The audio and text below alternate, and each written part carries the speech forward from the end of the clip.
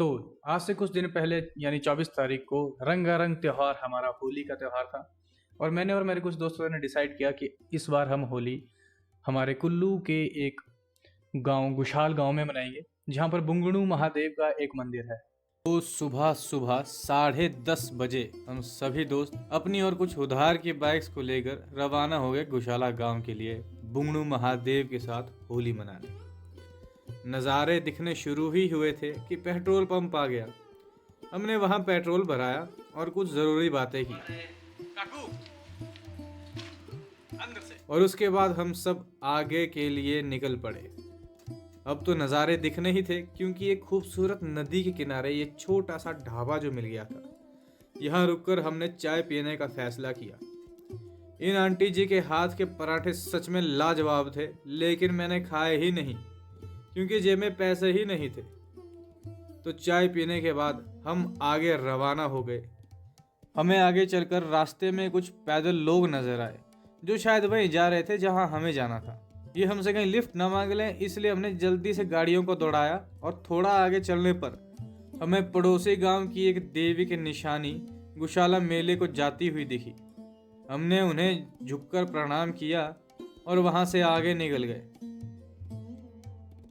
थोड़ा off roading के बाद हम आखिरकार गुशाला गांव पहुंच ही गए। सच में वहां का नज़ारा बहुत ही खूबसूरत था और ये वो मंदिर है जहां हमें जाना है। यहाँ गांव के लोग बहुत ही भोले और अच्छे दिल के लोग थे। इन अंकल ने मुझे चाय पीने के लिए कहा। मैंने कहा, अंकल चाय तो मैंने पी ली, आप मुझे बिस्किट दे दो। तो उन्होंने दुकान का रास्ता बता दिया। वो देखिए महादेव आ रहे हैं।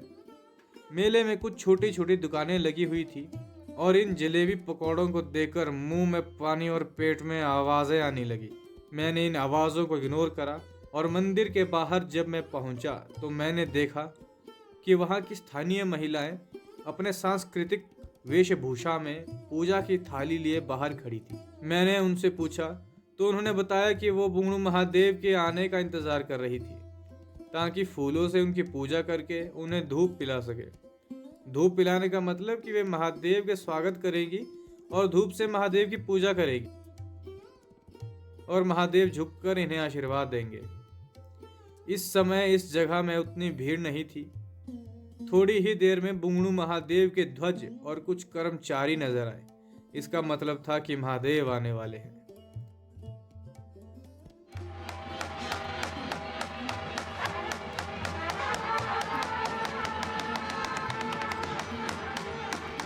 महादेव के स्वागत में वहां की स्थानीय महिलाओं ने एक सांस्कृतिक पहाड़ी गीत गाया।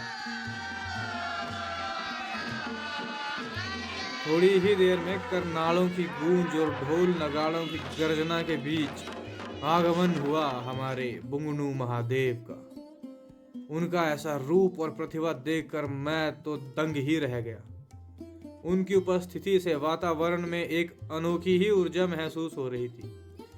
देखते ही देखते महादेव के दर्शन के लिए वहां लोगों की भीड़ इकट्ठी हो गई।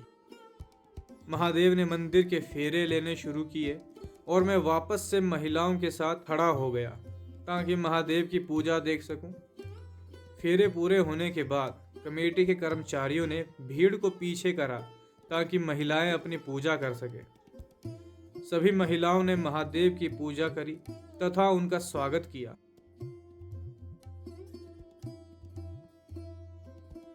इसके बाद गुरु साहब ने कर्मचारियों को कार्यभार सौंपा ताकि मंदिर के परिसर में अनुशासन बना रहे। और एक बड़ी विशेष सूचना सुनना। और उसके बाद गुरु साहब तथा अन्य कर्मचारियों ने हमारी लोक नृत्य, जिसे हम पहाड़ी नाट्य भी कहते हैं, की शुरुआत करी।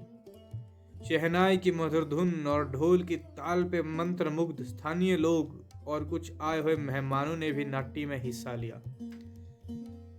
स्थानीय लोगों ने हमारी सांस्कृतिक नाट्य के कुछ छवियां भी दिखाई और ये है बुंगड़ू महादेव।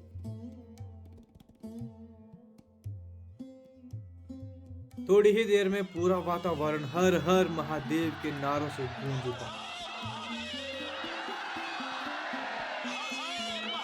पहाड़ी बाजे की धुन ने तो मुझे भी मंत्रमुग्ध कर दिया था।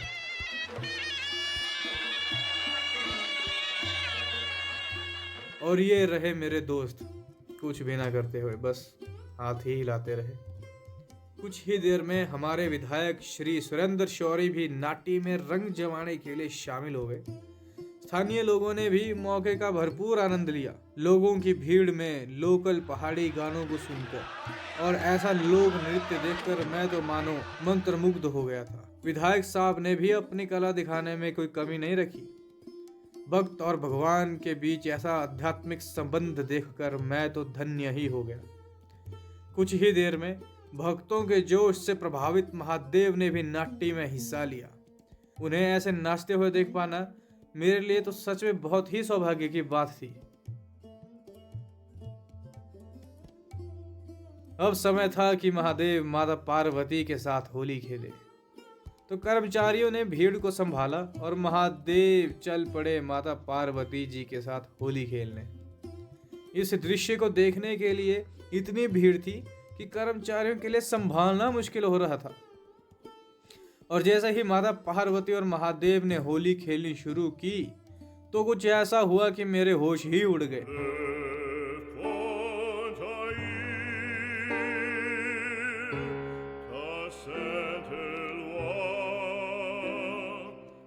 चारों तरफ रंग ही रंग, जो चेहरे अब तक चमकते हुए तारों से दिख रहे थे, देखते ही देखते इंद्रधनुष में बदल गए।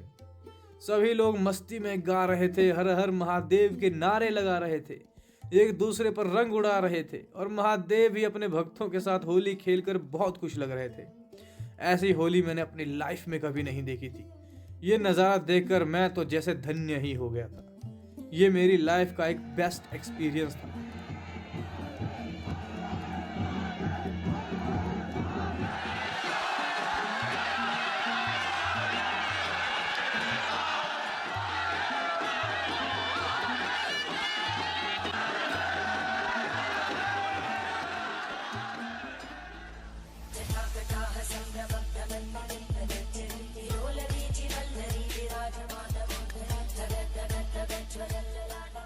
और अब समय था कि महादेव माता पार्वती से मिले और होली का समापन करें। और उसके बाद हम सभी दोस्त भी महादेव को प्रणाम करके वहां से चले गए।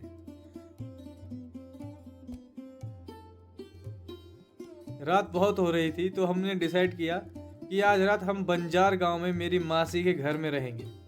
मासी के घर में पहुंचे तो मुझे मेरी बहन खाना बनाती हुई दिखी, लेकिन मैं जैसे ही उसके पास गया तो वो अचानक ही बहन से भाई बन गई। हमारे ढाबे पे आपका स्वागत है। एकदम चटाकेदार रोटियां मिलेगी आपको बना के। उसके बाद खाना खाकर हमने चाय के साथ नाइट को गुड करके हम सब सो गए। सुबह उठे तो बाहर का नज़ारा कुछ ऐसा था और फिर हम सभी मासी को अलविदा कहकर घर के लिए रवाना हो गए।